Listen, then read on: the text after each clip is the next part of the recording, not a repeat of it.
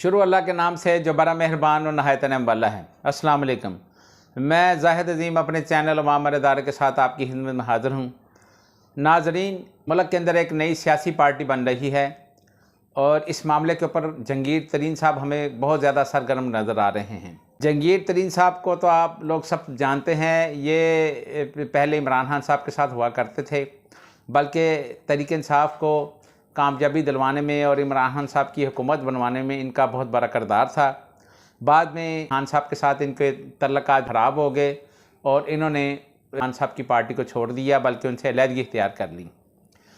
अब जबकि दोबारा तहरीक इंसाफ टूट फूट का शिकार हो चुकी है,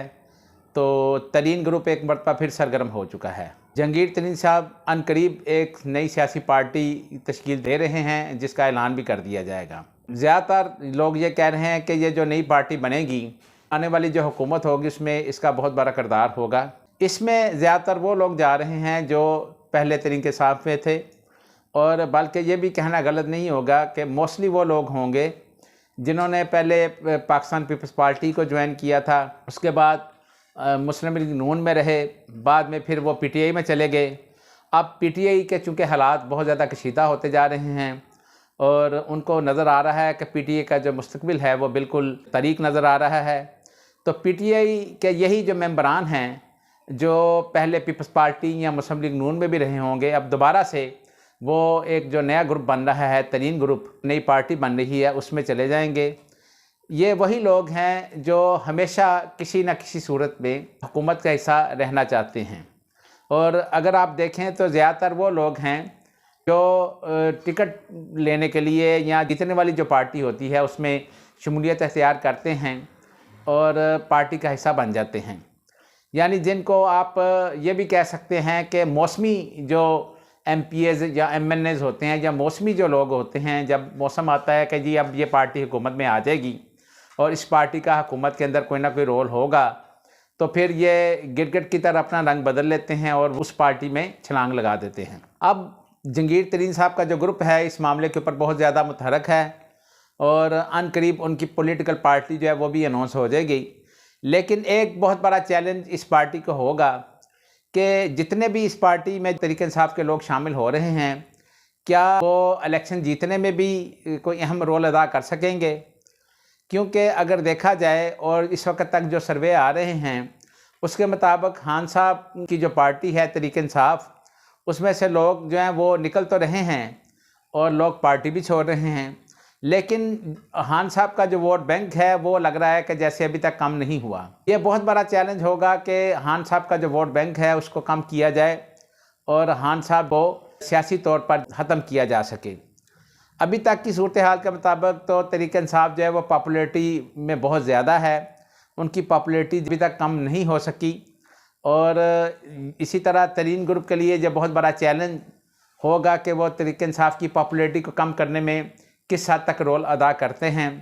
क्योंकि हुकूमत की जो इस वक्त तक कारकर्दगी है उसमें अगर देखा जाए तो वो कारकर्दगी लोगों के नज़दीक इतनी अच्छी नहीं है, जिसकी वजह से उसका सारा जो फ़ायदा है वो तहरीक इंसाफ को हो रहा है। खान साहब जो हैं उनका ज़ाती भी आपको पता है बहुत ज़्यादा इस वक्त लोगों के अंदर, ख़ास तौर पर जो यंगस्टर हैं उनके अंदर बहुत ज़्यादा इन्फ्लुएंस है, और खान साहब की मकबूलियत भी इसी वजह से है। अभी हाल ही में इलेक्शन कमीशन ने पाकिस्तान के अंदर नई मर्दमशुमारी की है जिसमें यंगस्टर नए वोटर शामिल हुए हैं।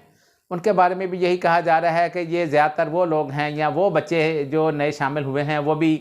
तहरीक इंसाफ का हिस्सा होंगे, क्योंकि 90% लोगों का ख्याल ये है कि ये तहरीक इंसाफ का वोट होगा।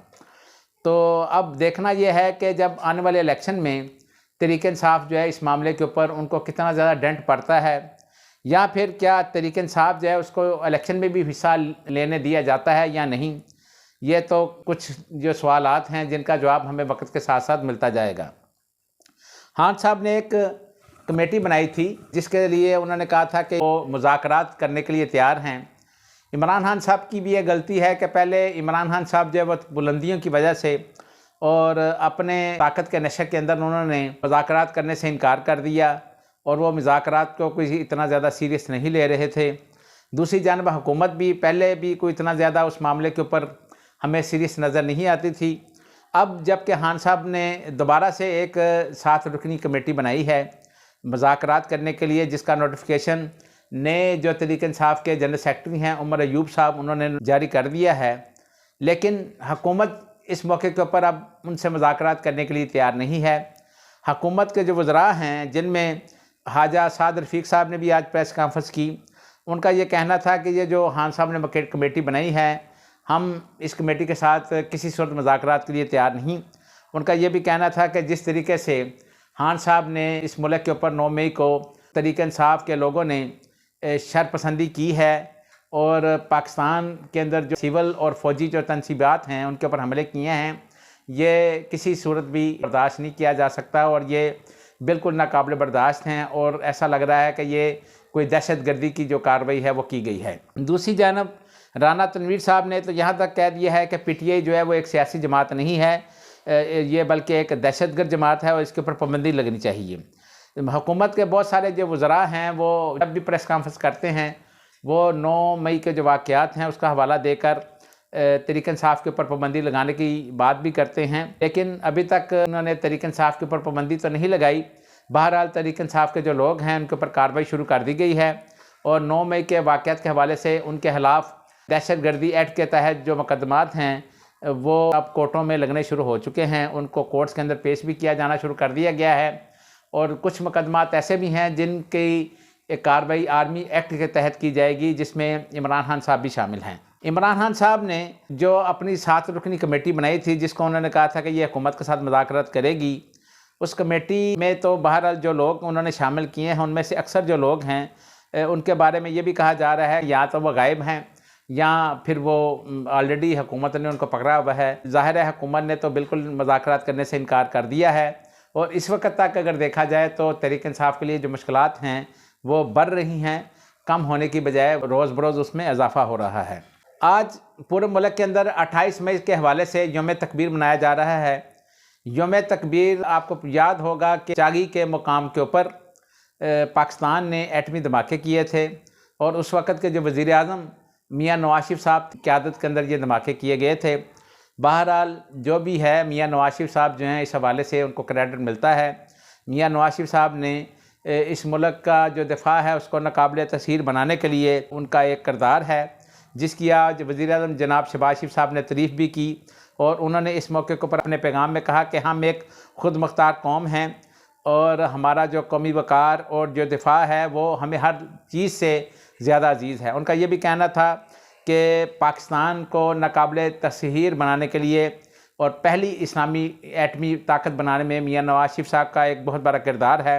और जिन्होंने इस मुल्क को पहली इस्लामी एटमी क़ुव्वत बनाया। दूसरी जानब सदर पाकिस्तान जनाब आरिफ अलवी साहब ने भी पूरी कौम को मुबारकबाद पेश की है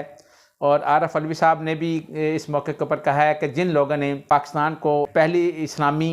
एटमी ताकत बनाने में किरदार अदा किया वो सारे लोग काबिल तहसीन हैं। उन्होंने उन तमाम लोगों की तारीफ़ की जिनमें इंजीनियर भी शामिल हैं, जिनमें साइंटिस्ट भी शामिल हैं और ज़ाहिर है उस वक्त चूँकि मियाँ नवाज शरीफ साहब थे,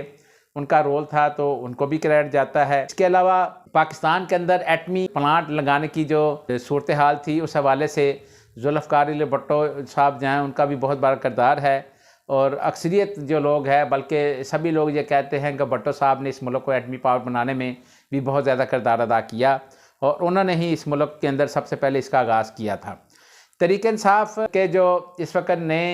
सेक्रेटरी इन्फॉर्मेशन है रऊफ़ हसन साहब, उन्होंने रात वज़ीर दाखिला राना सनाउल्लाह साहब ने एक प्रेस कॉन्फ्रेंस की थी। उसके हवाले से उन्होंने सियासी कैदियों से मतलब बहुत ज़्यादा हदशात का इज़हार किया है और इन्हीं हदशात के इज़हार के पेश नज़र उन्होंने चीफ जस्टिस ऑफ पाकिस्तान